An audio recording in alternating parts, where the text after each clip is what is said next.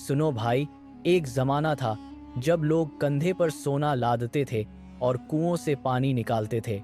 उसी वक्त एक छोटे से गांव में मीर खान नाम का एक ग्वाला रहता था, जो हर सुबह उठते ही ये सोचता था कि आज बच्चों को क्या खिलाया जाएगा।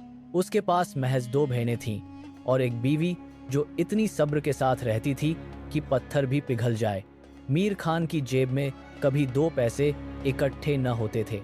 गांव के बच्चे उसके बच्चों को भिखारियों कहते थे।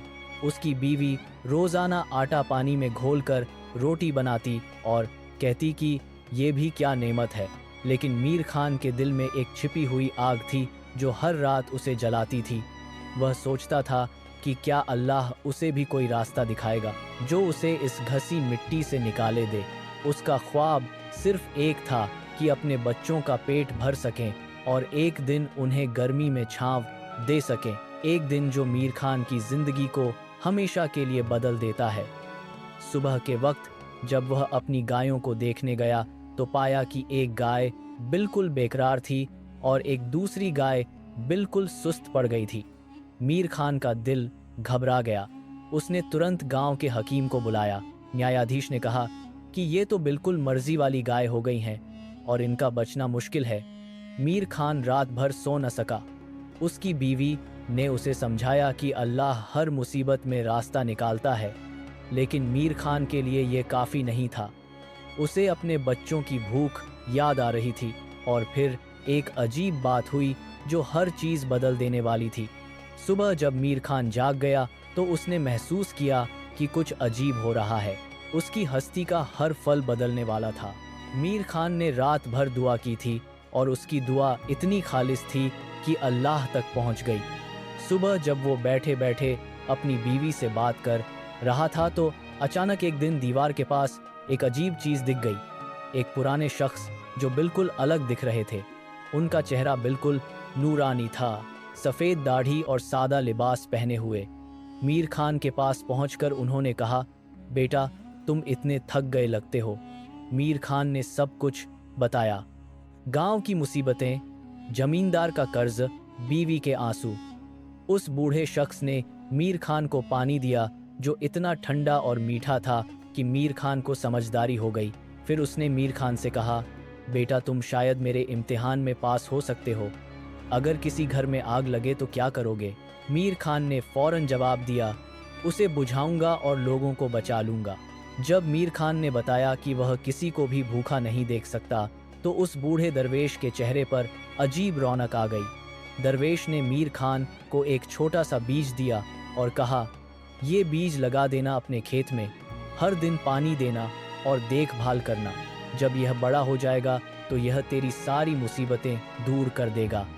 मीर खान को समझ नहीं आया कि एक छोटा सा बीज कैसे उसके कर्जों को दूर कर पाएगा, लेकिन दरवेश की आंखों में अजीब हिकमत और झलकियां थीं। मीर खान ने दरवेश के पैर छुए और शुक्रिया अदा किया, कर ये बीज बो देना। मीर खान शहर पहुंचा और सारा दूध अच्छे दाम पर बेच दिया। वापसी पर उसने बच्चों के कपड़े और घर की ज़रूरियत का सामान ले आया। उसके दिल में अजीब सुकून था। वह बार बार दरवेश की बातें याद कर रहा था और उस बीज के बारे में सोचकर हैरानी से भरा था। घर पहुंचकर मीर खान ने सारा किस्सा अपनी बीवी को बताया। बीवी ने कहा, खुदा ने हमें ये दरवेश भेजा है जो हमारी नीयत देख रहा था। उसी शाम मीर खान ने खेत तैयार किया और उस बीज को जमीन में बोख दिया। दोनों ने मिलकर दुआ की। हर सुबह मीर खान उस बीज को पानी देता। कुछ ही दिनों में एक छोटा पौधा निकला जो बिल्कुल सामान्य दिख रहा था, लेकिन जब ये पौधा बड़ा होने लगा तो कुछ अजीब काम दिखा।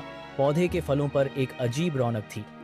पौधा दिन ब दिन बढ़ता गया और जब फलों का समय आया तो मीर खान पागल रह गया। पौधे पर जो फूल आ रहे थे वो सोने के फूल थे। छोटे छोटे सोने के फूल पौधे से लटक रहे थे। मीर खान के पैरों तले जमीन निकल गई। उसने तुरंत अपनी बीवी को बुलाया और कहा, देखो यह क्या है। दोनों माता पिता हैरानी से फलों को देखते रहे। मीर खान के दिल में खुशी की लहर आ गई। अब हमारी सारी मुसीबतें खत्म हो जाएंगी।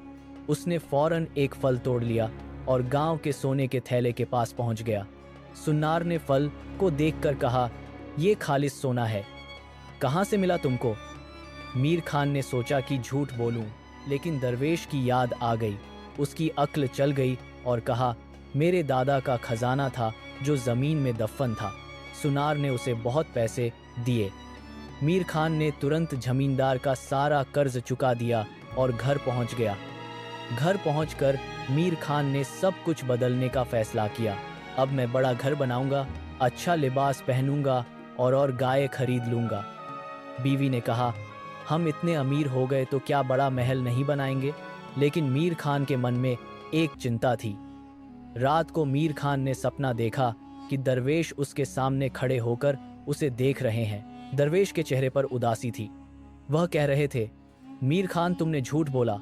मैंने ये बीज तुमको नेक काम करने के लिए दिया था, न कि झूठ बोलने के लिए। मीर खान सपना देखकर चौंक गया। सुबह जब वह पौधे के पास गया तो देखा कि सोने के फूल बिल्कुल काले पड़ गए थे। मीर खान को बड़ी तकलीफ हुई और समझ गया कि अल्लाह झूठ से नाराज होता है। मीर खान तुरंत सुनार के पास भागा और सच बताया। सुनार हैरानी से रह गया, लेकिन मीर खान की ईमानदारी से प्रभावित हुआ। उसने कहा, तुमने सच बोलकर अच्छा किया। मैं तुम्हारे पैसे वापस नहीं लूँगा, क्योंकि तुम नेक इंसान हो। जब मीर खान घर वापस आया तो उसने देखा कि पौधे के फूल फिर से सोने के हैं। मीर खान की आंखों में खुशी के आंसू थे। अब उसने बिल्कुल समझ लिया कि अल्लाह झूठ से नाराज होता है, लेकिन सच से खुश होता है। मीर खान ने उसी दिन फैसला किया कि वह अपनी दौलत से गरीबों की मदद करेगा। सुबह को मीर खान 2 फूल लेकर शहर गया। एक फूल से उसने गांव की मस्जिद की मरम्मत के लिए पैसे दिए, दूसरे से गांव के गरीबों के लिए राशन खरीदा। जब मीर खान घर आया तो देखा कि पौधे पर पहले से दुगुनी फूलें लगी थीं। हर दिन मीर खान एक फल तोड़ता और उससे नेक काम करता। उसने गांव में एक मकतब बनवाया जहां बच्चे कुरान पढ़ते थे। उसने कुआं खुदवाया ताकि लोगों को पानी की तकलीफ न हो। गांव का मुसाफिर खाना भी ठीक करवा दिया। मीर खान की नेक कामियों का चर्चा पूरे गांव में फैल गया। लोग उसे मीर खान सखी कहने लगे। उसका घर ज़रूरतमंदों के लिए हमेशा खुला रहता था, लेकिन मीर खान अपने लिए ज़्यादा खर्च नहीं करता था। वह अभी भी सादा लिबास पहनता था और सादा जिंदगी जीता था।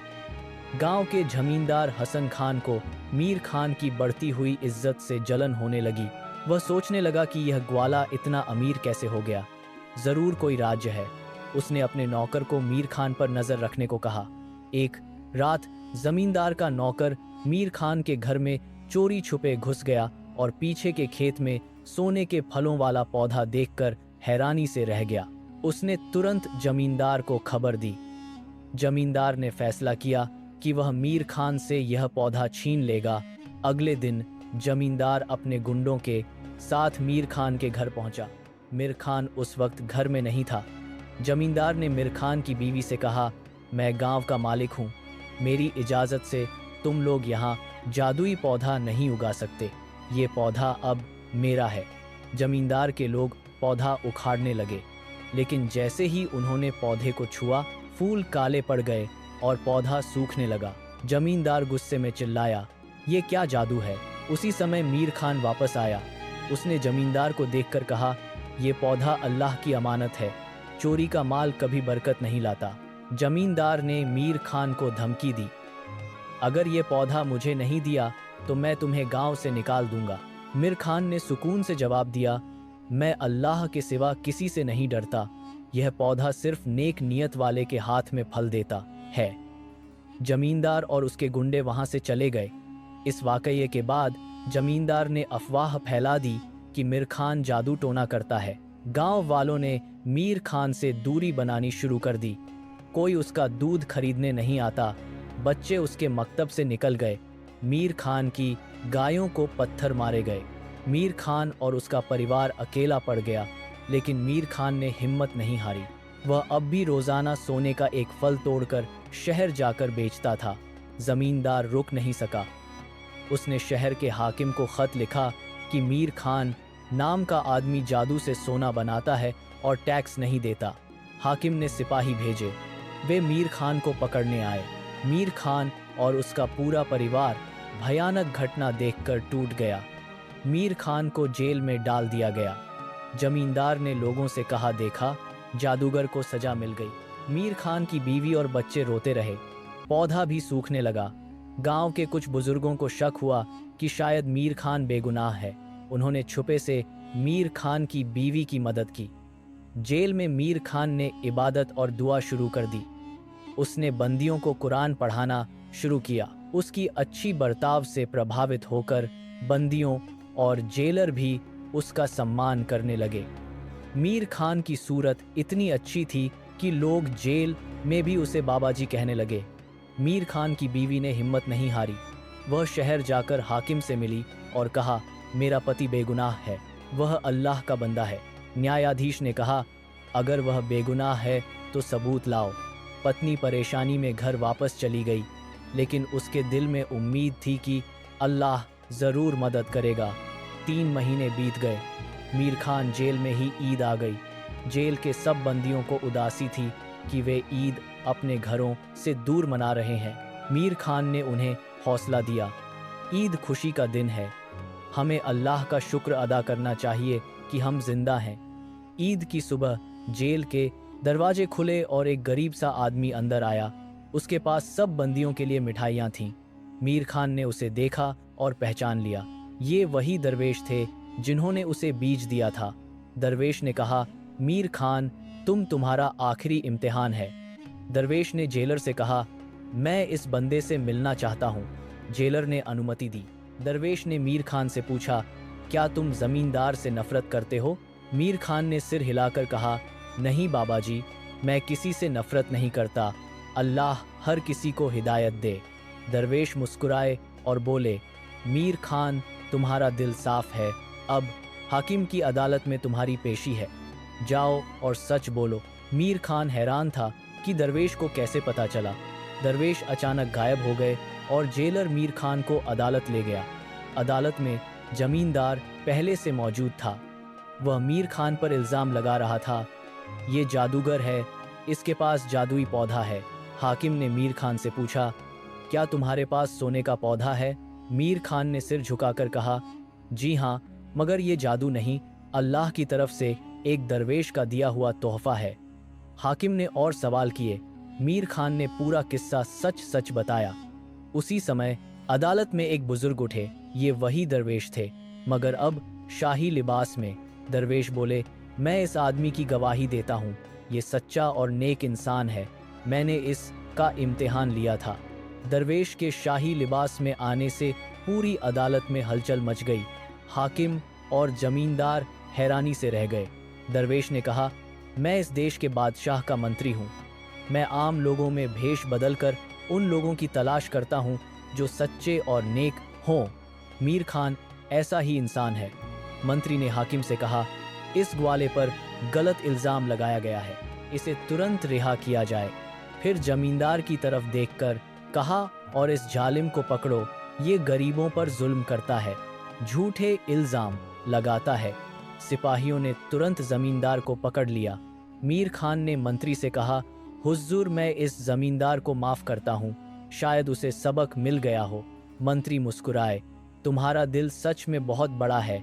मीर खान एक गरीब ग्वाला था जो रोज़ अपने बच्चों की भूख और तंगदस्ती से लड़ता था, लेकिन उसका यकीन अल्लाह पर मजबूत था। एक दिन एक दरवेश ने उसे एक बीज दिया और कहा कि इसे सब्र और ईमान के साथ उगाओ। जब बीज बड़ा हुआ तो उस पर सोने के फूल लगने लगे, लेकिन जब मीर खान ने झूठ बोला तो वो फूल काले पड़ गए। इससे उसे समझ आया कि झूठ बरकत को ख़त्म कर देता है। उसने फ़ौरन तौबा की और सच का रास्ता अपनाया। फिर उसने अपनी दौलत गरीबों की मदद और नेक कामों में लगानी शुरू कर दी। आखिरकार उसकी सच्चाई और नेक नीयत ने उसे इज्जत, सुकून और कामयाबी दी। जबकि जालिम जमींदार अपने अंजाम को पहुंच गया। धैर्य, सच्चाई और नेक नीयत इंसान की ज़िंदगी को ऐसे बदल देती है कि वो खुद भी हैरान रह जाता है। जब बंदा मुश्किल वक़्त में अल्लाह पर भरोसा रखता है तो रहमत के दरवाजे वहाँ से खुल जाते हैं जहाँ उम्मीद भी नहीं होती। अल्लाह कभी भी अपने सच्ची नीयत वाले बंदे को मायूस नहीं करता, बल्कि उसे इज्जत और कामयाबी से नवाजता है। इसलिए हमेशा याद रखो कि असल ताकत पैसा नहीं, बल्कि सब्र, सच्चाई और दिल की सफाई होती है।